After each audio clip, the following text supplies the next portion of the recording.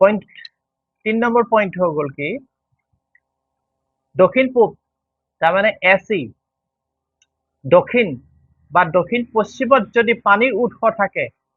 সন্তানৰ তেতিয়াহ'লে অস্বাভাৱিক মৃত্যু প্ৰিমেচাৰ ডেথ অফ চাইল্ড ঘৰুৱা কণ্ডল মামলা মোকদ্দমা হত্যা আত্মহত্যাৰ দৰে সমস্যাৰ উৎপত্তি এচি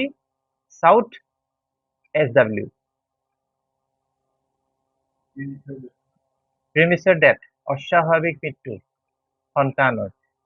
আৰু ঘৰুৱা কণ্ডল কাজিয়া মামলা মোকদ্দমা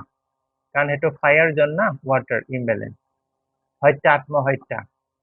তাতকে আৰু ডাঙৰ কিবা আছে জানো এবাৰ মই সুধিছিলো লখিমপুৰৰ সুধিছো মোক ক'লে এজন টিচাৰ হয় স্যাৰ ভালে আছে বোলো আছো বোলো কিয় বহুত দিন খবৰ নাই বোলে নাই আৰু বোলো ঘৰ চৰ বনালি বোলে নাই বনোৱা